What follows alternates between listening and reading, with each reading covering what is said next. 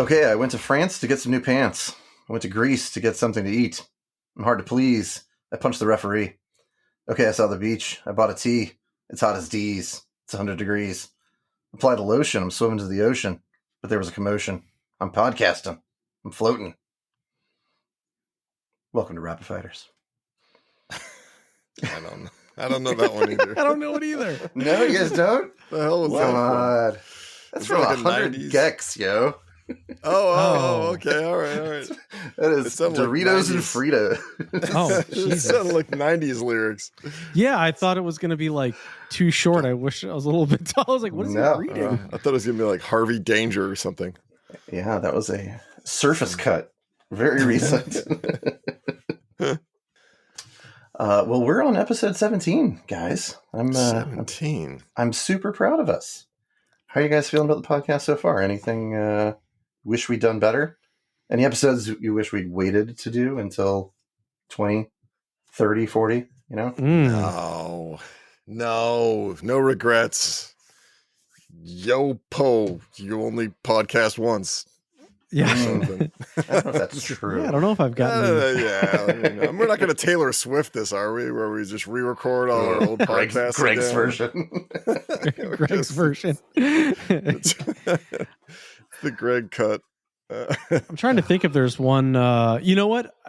We'll again go behind the scenes a little bit, but when we first recorded the Dune episode, it was I'll have to admit this at some point. We recorded that one twice, but the first version was great, and I think the second one was funny, but the first one was really funny. The best one but ever. Then we couldn't go back and recreate it. We had some newbie technical issues there. I went to bed that night being like, that was gold. Yeah. And then as I was going to sleep, I checked my phone one more time and you were like, oh no, Greg's audio is all gone. I was like, what? No, fuck. Yeah. That sucks. Fuck.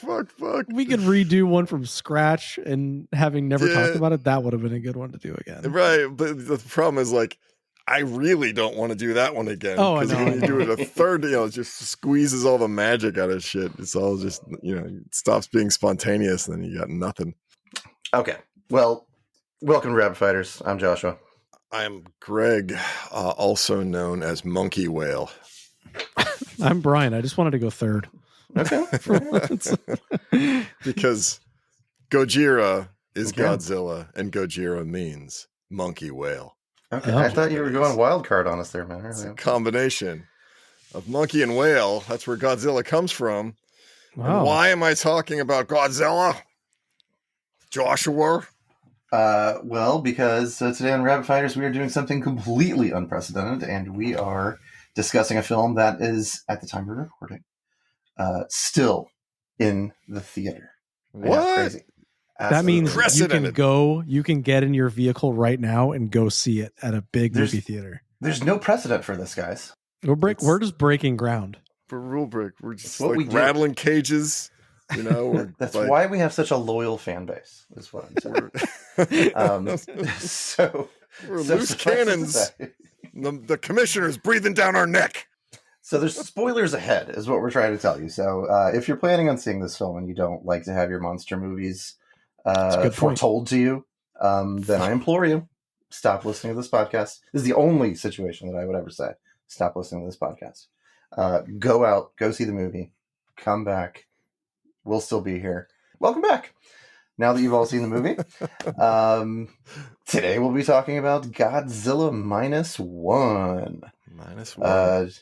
Directed by Takashi Yamazaki, who you might know from such films as Parasite Part 1, Parasite Part 2, The Fighter, and always Sunset on 3rd Street.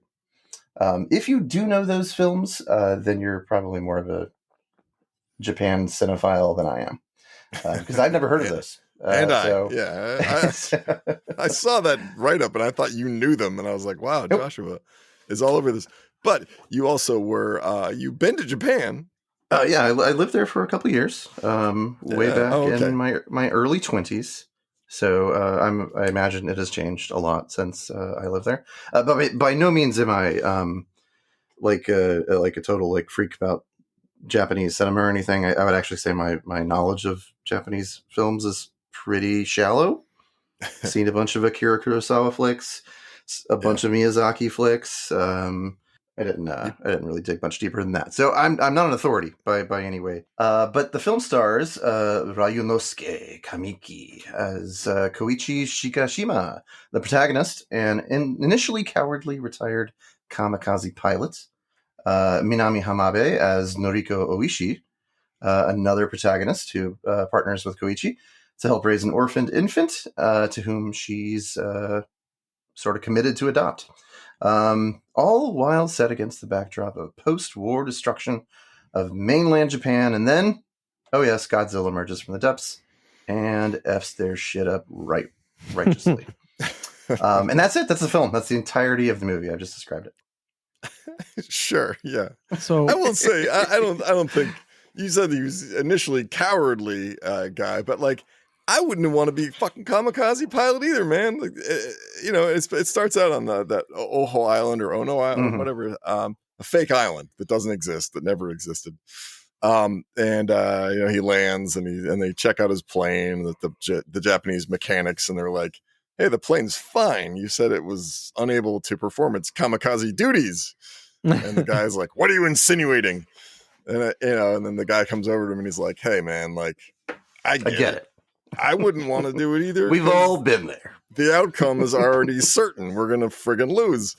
And like, I'm like, who wouldn't be with this guy? Like, yeah, you want me to fly a plane into some aircraft carrier or something and blow myself up for a fucking lost cause? Where is your honor? Didn't care, and it would be gone. My honor would be out the fucking window. Same as when on the same island, Godzilla emerges from the water. And by the way, this is my favorite part of the beginning of the movie, is they look at him, Godzilla comes out of the water, and all the dudes, all the Japanese mechanics, they look at him, one of them says, "We're screwed!" And they run behind a fucking barricade to like hide. I was like, "We're screwed" is the exact thing you would say if you saw a murky monster emerge from the fucking ocean. We're screwed. Yeah. And then they're like, hey, guy who couldn't carry out the kamikaze mission, go run in front of the giant monster and get into your plane and shoot him with a 20 caliber machine gun. He's like, "Oh, okay." And he freezes up there. I'm like, I don't fucking blame him there either. They're like, he's a coward. I'm like, I wouldn't have flown my plane into a battleship and blown myself up. And I would sure as fuck not have gotten into a cockpit in front of the most horrible monster on the face of Earth and like looked him in the eye and shot him. I feel like that situation, the guy's whole premise that those caliber bullets destroy anything. They destroy so much water. Like even not having encountered Godzilla yet before, I feel like I'd be skeptical of that. Are you like, no, have you seen this thing? It's huge. There's no way my bullets are taking it out. I think we ought to do something else, like hide. I'd be like, hey, you know what, man? It sounds like you know a lot about 20 caliber bullets. Why don't you go the fuck in the cockpit and shoot them? I've already been sent on a kamikaze mission. You got a cushy ass job on this fake island fixing planes that need little tuning up. You get in the fucking cockpit. I'd hop in the cockpit and just take off. I'd be like, "Oh, the plane is functionally sound. Peace. Goodbye. I'm going to see if this thing can make it to like California." I appear to have landed on Monster Island. Ditch it on the Santa Monica coast and try to blend in. So let's back up a smidge here. So, Greg, back up. You are pretty highly educated in the Godzilla arts, I take it. Yeah, man, I loved Godzilla. Yeah, this is all my life. Yeah, so this is something that you recommended. Obviously. I'm super glad you did because I really enjoyed watching this. But so what's your history with Godzilla? You just grew up your entire life watching these? Yeah, man. Well, I grew up in the Boston area, and I think it's Saturday mornings, they had these back-to-back monster movies called Creature Double Feature on Channel 56, and it was like any low-budget monster movie paired with fucking kaiju low-budget and they'd play them back-to-back. Didn't matter who the monsters were. Didn't matter how bad the fucking movies were. I thought they were great. I watched them. I drew pictures of Godzilla, like endless, giant, like pages taped together so it's as tall as my door. Pictures of Godzilla. Do you still have that? My older brother was like, "You're so fucking weird." He had to share a room with me. He'd be like, "Can you stop drawing these fucking Godzilla drawings?" I'd be like, I have to do this." It's like the scene in Superbad where he draws dicks. It's better than that. If I drew dwarf-sized dicks, I think my parents would have had some questions for me. Drawing Godzillas everywhere. I did. I drew like endless fucking Godzillas, and there was a cartoon, a Hanna-Barbera cartoon called Godzilla, and it was, and I still remember the theme song and everything, man. Like, is there really? If I may. This will only take 10 or 15 seconds, but this is the theme song. Up from the depths, 30 stories high, breathing fire, his head in the sky, Godzilla, Godzilla. And then they had this stupid little goon, like cousin of his, who was like a little shitball, green little shitball, like the little baby with turkey guy? wings named Godzuuuki. And at the end of the song, he would flop into the view and they would say, "And Godzuuuuki." We're gonna have to edit that in. That stays. That theme song, I feel like it should apply more like Davy Crockett or something. Did they have any like crossovers where Yogi Bear and Boo Boo come in and try and steal their bento boxes? No, they were mixed with other shows. So there was like the Godzilla Power Hour or something, and so they would like Hong Kong Phooey would come after it and stuff. So this movie notwithstanding, what's the pinnacle? Because there's like 30-something, 40-something films in the franchise, right? Yeah. Like which one for you is the pinnacle, is the best one? The original was my favorite. The Hollywood remakes are never that good, man. At least the ones that I've seen. So what about you, Brian? Are you a kaiju fan, a big monster movie fan? Godzilla specifically or otherwise? Nope. No. Comparatively, I could care less about any of this stuff.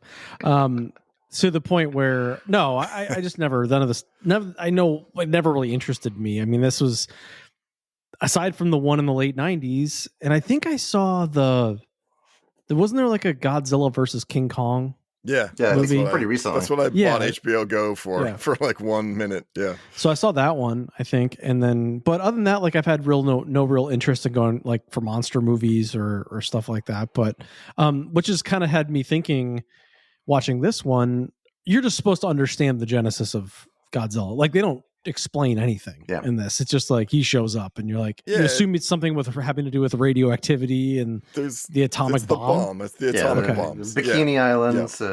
I think it was supposed to be the Hiroshima and Nagasaki bombs that created him. Like in the original lore, I think it was a lizard and the Hiroshima and Nagasaki bombs, one or the other, irradiated him and made him this monster. Which is obviously a giant metaphor. Yeah, and he doesn't really have a purpose. He just kind of fucks shit up. And I was like watching him, watching this going, okay, he blows stuff up, he kills people, but he's not like feeding or anything. He's just fucking shit up. He's just like, that's his whole purpose, is just smashing stuff. I was reading that he's half monster and half god, like Japanese god. Like he's mischievous, but I don't know if that's a newer interpretation of his character or if that dates back to like the original. Okay. So he's supposed to like be a representative of these sort of like mischievous Japanese deities. Okay. Just writ large. He's a bad god. Yeah, he's supposed to be a bad. In the later movies, everyone loved Godzilla, so they made him a good guy, and then they had him fight other monsters to defend Japan. Mecha Godzilla. That is not the purpose of Godzilla. Godzilla existed as a bad god who came and, I mean, there's so much guilt in Japanese culture and shame and, dishonor and stuff like that. I really feel like the first Godzilla movie, the Hondo one, was like the Japanese feeling like we got what we deserved for being a major bad actor in World War II. And the first Godzilla came out in the mid-50s, which was right after American occupation ended, I think in like 52 or something like that. Yeah. And that whole Reconstruction period, it was Americans basically like punishing the Japanese for, the crimes of World War II, like dismantling their military, making their, the emperor admit that he's not a deity. And so, I think it was kind of like baked in over that like decade there post-war that, the Japanese are feeling pretty bad about the whole thing. Yeah. And Godzilla is kind of a product of that. And, you know, in being part of the Axis, like, yeah, you should feel bad about a lot of shit. I mean, like, they still teach about the Holocaust in Germany and stuff like that. Like, they acknowledge. I'm not defending. No, I know, exactly. But yeah, so I think there was definitely, and I'm not a scholar on this, like I said, I don't know that. I don't really know what the director or the creator's idea was behind this. For me, it seems like Godzilla is a giant, massive symbol of the horrors of war and payback for your bad actions. It's no coincidence that he breathes like nuclear blasts out of his mouth, and he doesn't eat anyone ever. In this is a strange and interesting thing. Is like he bites them in the beginning of this movie. Throw him comes 100 onto yards. the fake island, yeah, and he bites him in the head and chucks him. I'm gonna play the ignorant person in this whole thing because I don't know much. What was the purpose of the -1? Did I just miss that? Oh yeah, Joshua in the title. This one, right? Yeah. So essentially, when the Japanese lost World War II with the destruction of the atomic bombs, their civilization was taken down to 0. Oh, okay. And then Godzilla hits, and now they're in the negative, -1. I had to look it up. I had no idea why the hell they called it -1, but it sounds cool. Yeah. So I really liked. There were a lot of aspects of this movie that I really enjoyed, but I think one of the things I thought was the most fascinating. So this movie, in and of itself, is a lot more character driven than the rest of the Godzilla movies that really just focus on scientists running around trying to figure something out, and Godzilla is destroying things, and then there's some sort of resolution. But this one is much more focused on individual characters that are figuring out who they are and how to exist in this new reality. And then on top of that, there's a giant monster destroying everything. So I really, really enjoyed the post-World War II Tokyo. Everything is in rubble and ruins from the fire bombings and people trying to get their lives back together. Because I think that's a period of time, like history, that I've never seen put on film before, really. Yeah. And even like doing some research on this, like there's very little out there. It just sort of skips over. It's not 1945, then like 1952. And then all these other things that period of time that the movie kind of focuses on. I think it's very poorly documented, at least on this side of the ocean. So I was super interested in seeing that world for the first time, essentially. Yeah, that plus the how it handles the themes of shame. That he's a kamikaze pilot that couldn't do it. We may identify with his reasons for not wanting to do it, whether it's cowardice or whether he doesn't believe in the cause. He just can't bring himself to do it. But the way that plays out throughout the movie, and the way other characters interact with him, and once they find out that kamikaze pilots weren't ever supposed to come back, so the fact that there's one walking amongst them is like a source of just shock. All of that I felt like was handled really, really well and delicately, but also in sort of a progressive viewpoint, because by the end of it, when their weirdly hatched scheme to take out Godzilla in the end, the speech is, I will consider it a success if nobody gives their life for this mission. I really I like that a lot. I like that too. Yeah.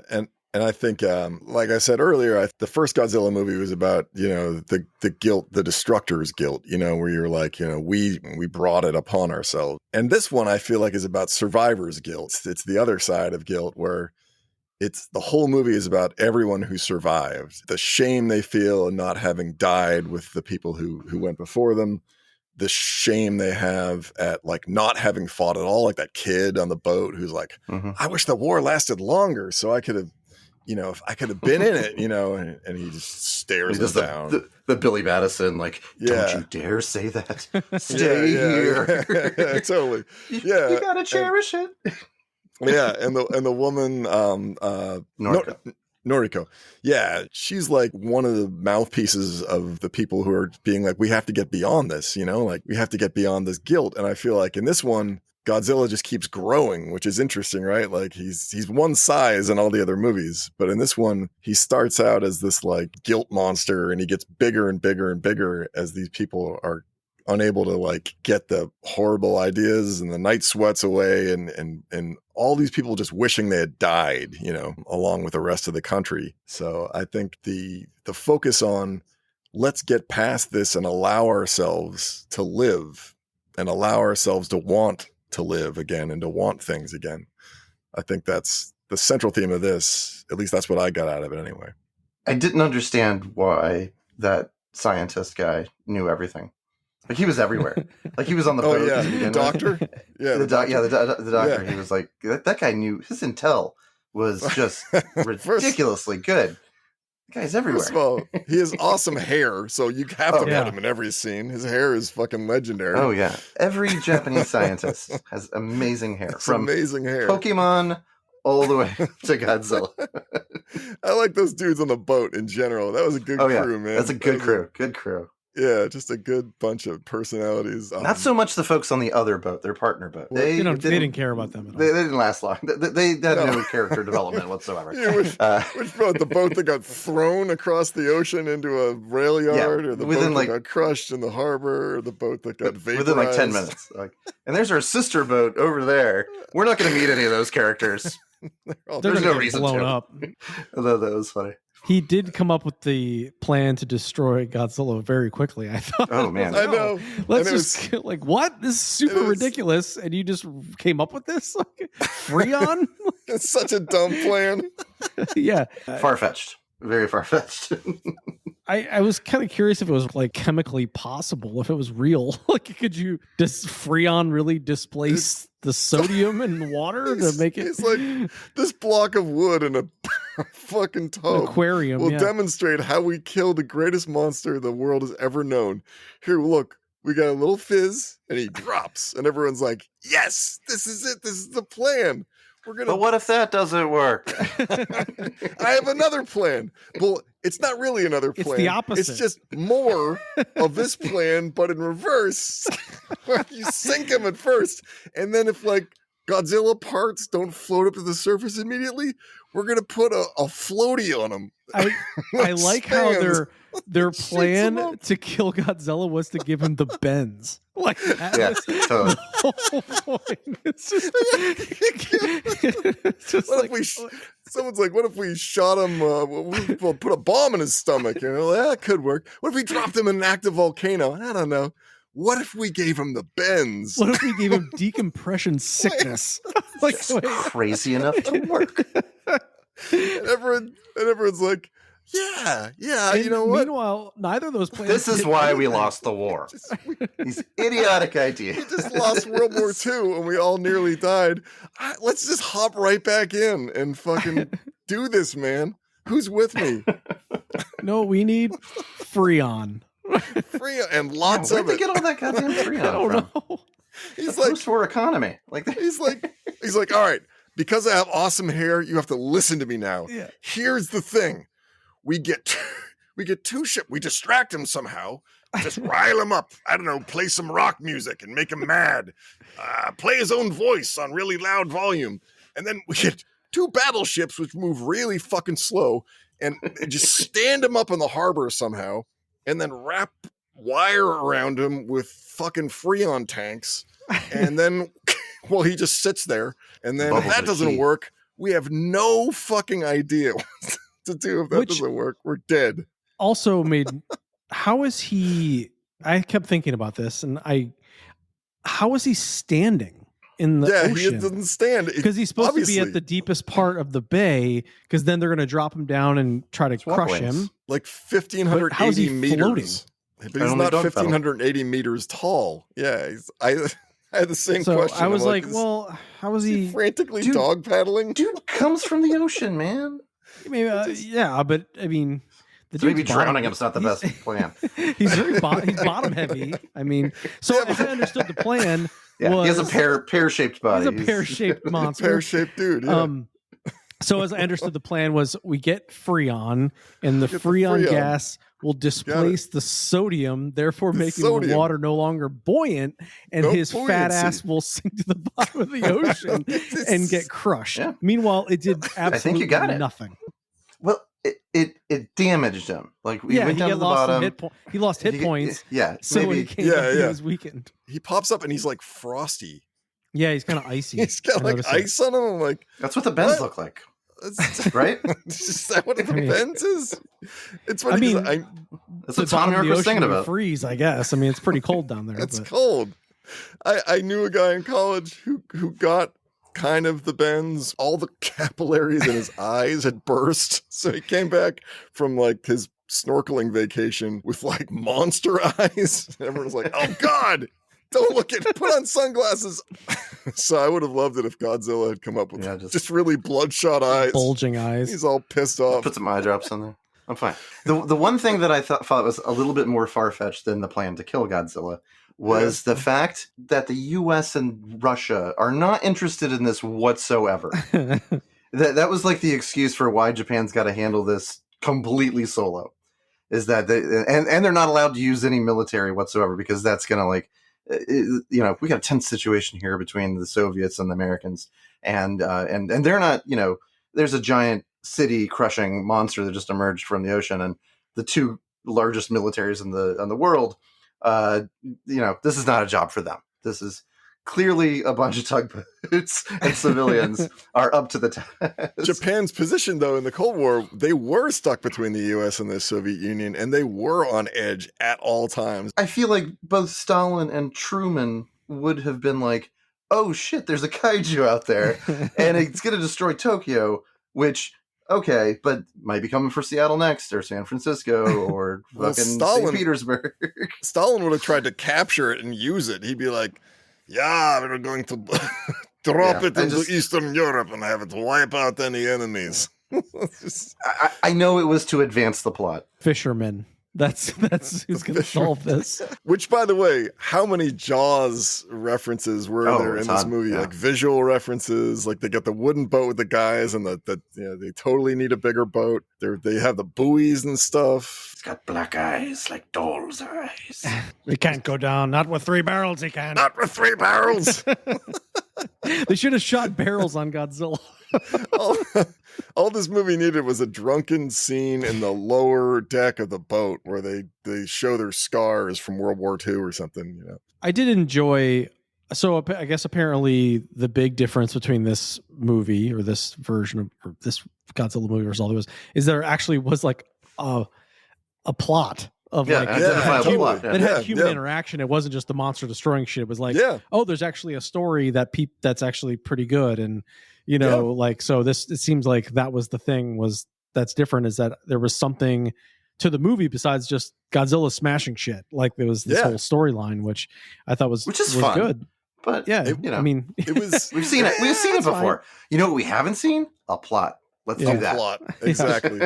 I read a little trivia and they said that this movie has 11 minutes of Godzilla footage and that's it. The 2 hour and 5 minute movie. Really? And there's Godzilla's in the movie for 11 minutes. Yeah. It felt like more. No, yeah. Huh. They really packed it in there because his scenes. Is Godzilla a dude or a female? I think it's a guy, but who knows? I mean, thank God they don't really get into that. Goddess-zilla. when he wrecks cities, he gets a big boner. And oh God, wish we hadn't seen that. That's what that blue aura is in his tail. He gets very excited. It's like that's the worst part about the worst part about when he attacks. It's a little hard to look at. Yeah, there are some pretty harrowing scenes, like when he gets on the land and he attacks the cities and stuff. Actually, I think the first scene in the movie when he comes out and he's smaller, he looks fucking awesome. First of all, like that's on the island. It's more like a T-Rex. There's some good Jurassic Park. Like vibes there. These gnarly bumps on him and shit. He just looks fucking awesome. So like fucking Wolverine with the healing. He has like healing power. Yeah, it's more like a war movie than it is like a monster movie, like a traditional monster movie. Like they focus more on like the human impact and like you see the rubble, you see like the impact on humans. Yeah. Because they got squished. This is what I meant. Yeah, because they got squished. Yeah. Didn't know if that was apparent, but like a lot of the old monster movies had like they were kind of like monster, like violence porn, where they're just like, look at all the stuff get destroyed. It's like Independence Day. Like, we're going to destroy the White House. Yeah, it's just violence porn. Yeah. And the people are incidental. They're just stuff that gets blown up. But in this, like when Noriko pushes him into the alley as Godzilla is blasting the city, and she gets blown away with all this debris. Like, that was a really, affecting scene, and he's stuck in this alley.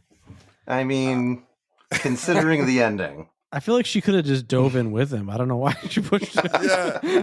Well, she pushes him out of the way to, it's one of those, like, you're right. That scene was very effective, and then they completely undid it at the last scene. Yeah. But she has, like, a protector's instinct. Like, she rescues that child, and she trusts him because he rescues the child too. He's like, well, I'm not a complete shithead adult, and I don't want to leave this baby in the rubble. And in the aftermath of war, it really does draw a clean line between the types of people that you're around, right? There are opportunists who are just there to survive and do whatever it takes for them to survive, and then there are the people who are trying to help others as well. And this movie focuses on two of those people.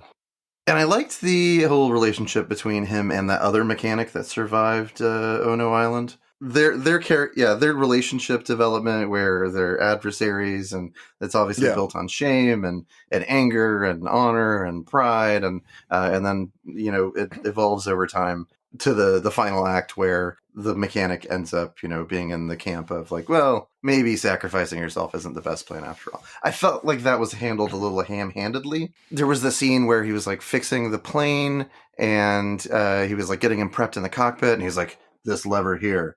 And that's that's the ejection seat. Yeah, like you don't need to tell the audience that's the ejection seat. And then like after it's all said and done, they go back and do a flashback, and he's like, "Here's the ejection seat." Yeah, you don't think I need to do that. It's like, and I think knew what's coming. This is like a cultural difference, I think, in Japanese filmmaking and American filmmaking, and I think it may lose a little bit in translation. His character, the mechanic, and the woman who the next door neighbor. Yeah, the next door neighbor who initially screams at hates his guts. Yeah. Hates his guts. She's like, you should have died. My babies wouldn't be dead if it wasn't for you. As most neighbors do. I mean, honestly. She ends up becoming like, a caretaker to the baby that he helped rescue, and has to come around to being like, okay, we have to live our lives again. We can't just blame everybody who fucking survived. And the mechanic is the same way. He just, his arc too at the end is like, he has to come through the fire and be at the end, be like, look, there's an ejection seat here. There's no reason for you to fucking die. And that speech one of the leaders makes when they're trying to gather all the sailors together for this cockamamie plan to defeat Godzilla, where he's like, Operation Baby's got the bends. Baby's got the bends. Oh no. He doesn't have any real friends either. But yeah, and that's except for Godzuuuuki, which is, that speech that he makes where he says, life has been treated too cheaply, under the emperor, life was cheap. We didn't have ejection seats for the planes. We didn't have, safety gear. Like, we just sent everyone out to die, not just to fight, but to die. Like, that was the aim, was to die. And like, fucking enough of this, enough. Like, can we start to give a shit about our people and ourselves? And can we start to get over having survived the emperor's death wish? I thought that was a really cool speech, even though it may be the thing that kept some of those guys around after the plan was announced. Oh, wait, what? We're doing what? I did love the first guy. The first guy's like, hey, wait. We're all gonna die. This plan is terrible. And he's like, well, I'm not telling you that you have to stay. And he's like, bye. Okay, bye. He runs out. He's like, he literally runs out of the building. I thought it was mandatory. He's like, I'm not for that. A bunch of other guys run with him. I was like, I'd be right behind that guy. Fucking freon? No. I'm the fuck out of here, man. Yeah, I like that there were like 10 guys that also left. Yep. In the lead guy, the pilot tries to leave, and then the scientist with the good hair is like, wait, hear me out. We need you specifically. Hear me out this ridiculous plan. Then he's like, okay, I'm in. What the fuck? Fine, I'll listen. That's to you. your plan. Can you guarantee this isn't a suicide mission? No. No. I know. But what is he going to say, though? The doctor with the good hair. What's he going to say? Like, yes, I guarantee you this will defeat Godzilla and no one will die. And it's all going to be peaches and cream. Like, that's when I'd leave. I'd be like, you're full of shit, man. So you're saying that the little wood monster that you got in there that sinks, that's going to happen. Well, we can't really guarantee it. Oh, well, fuck this. I'm in. I mean, ultimately, it worked, right?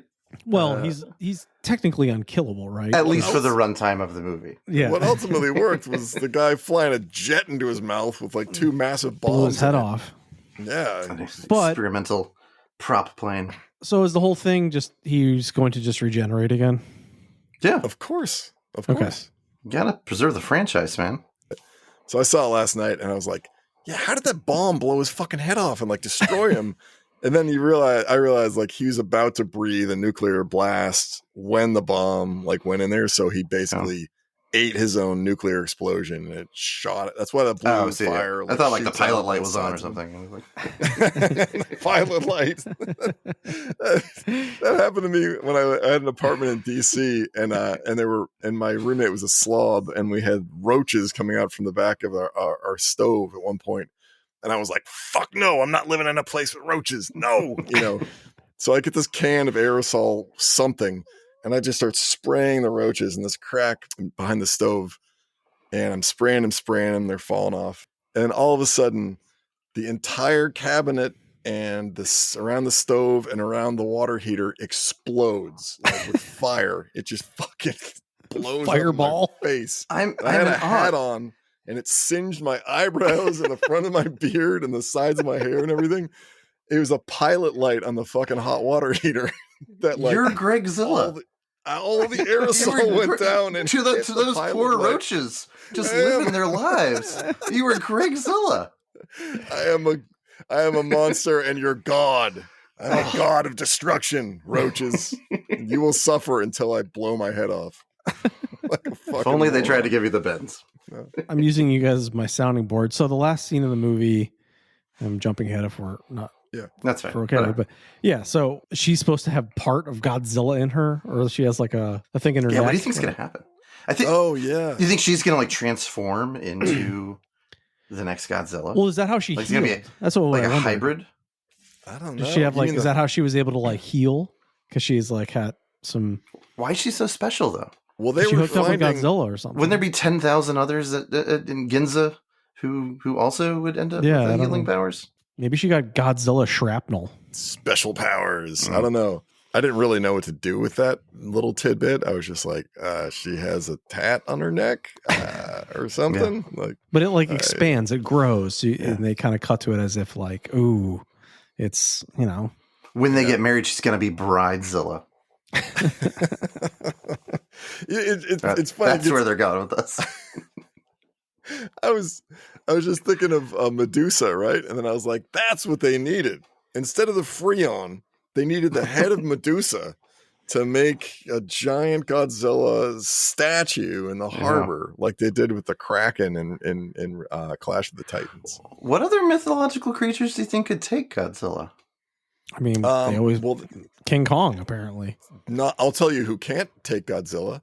Mechagodzilla can't take Godzilla. Mothra can't take him.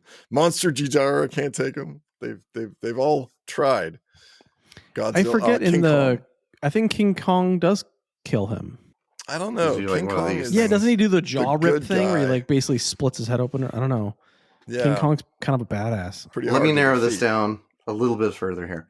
Who from the movies that we've watched on this podcast do you think could take Godzilla? Henry Limpet. Henry Limpet. Henry Limpet. He would glub him to death. He'd thrum him. Rowdy Piper. Rowdy Piper. He'd have a 5-minute fight scene with Godzilla where they just beat the shit out of each other.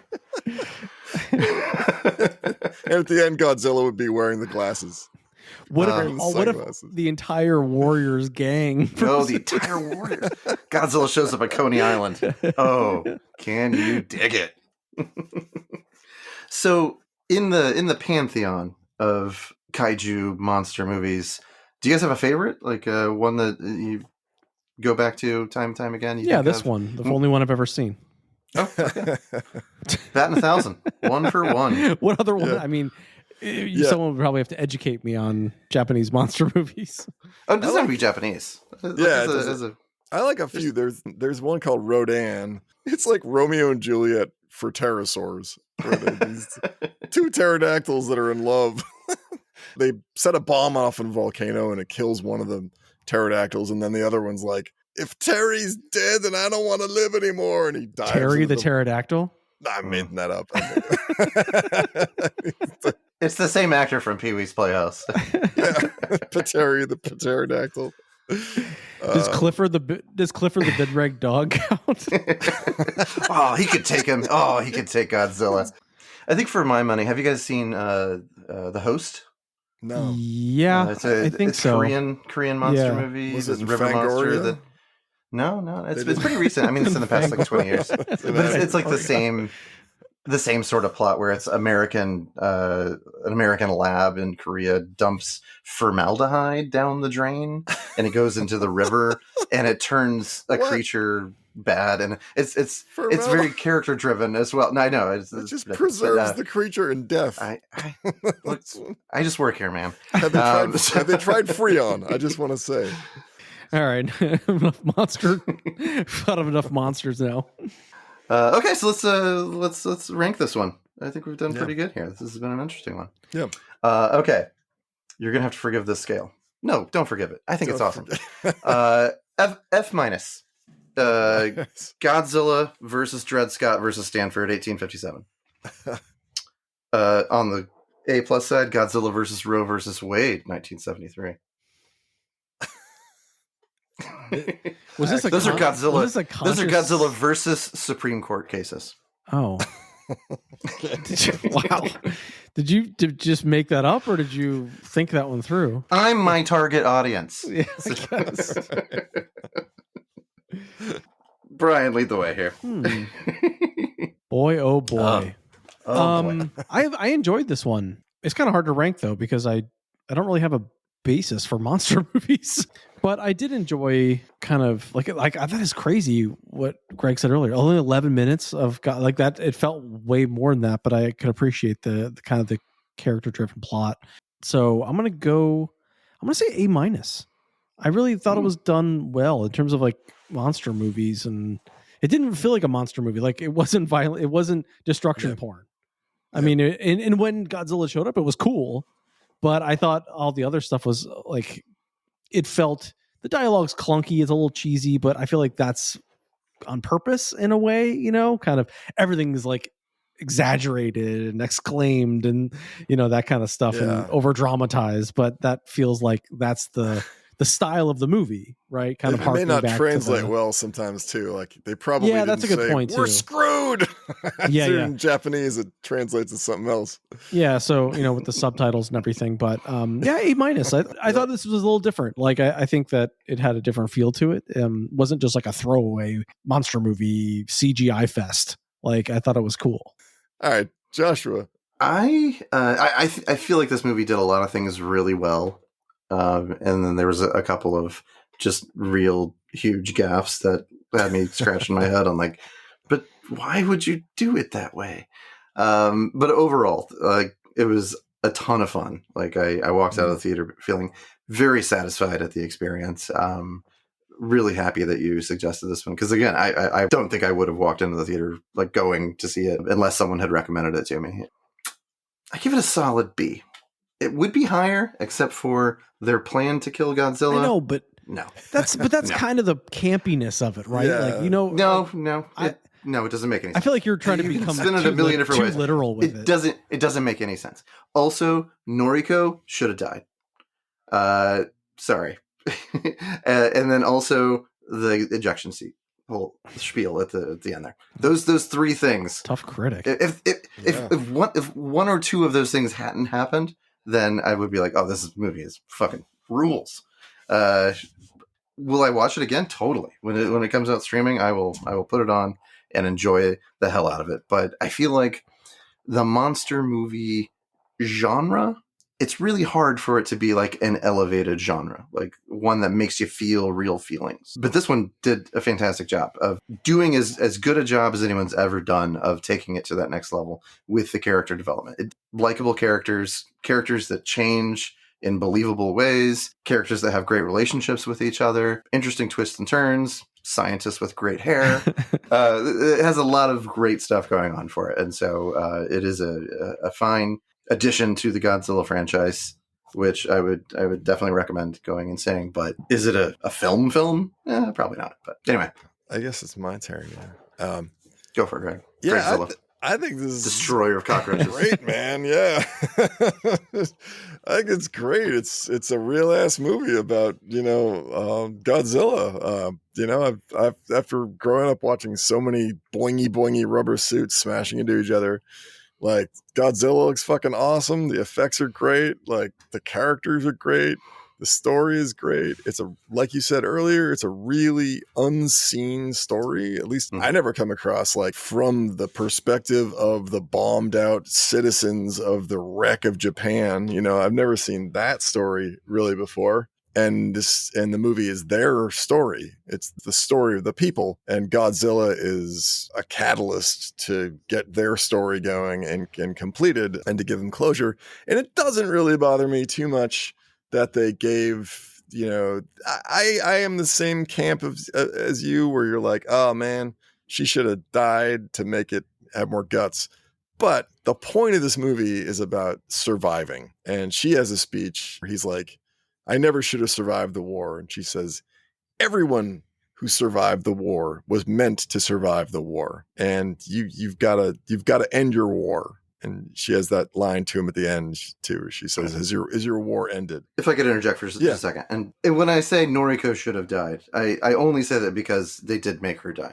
They either make her die or don't make her die. If she got blown away in the Ginza attack, or she dove in there with them, stick with your choices. Well, again, this is part of what it was like in Japan after the war, and a lot of other places after they have wars.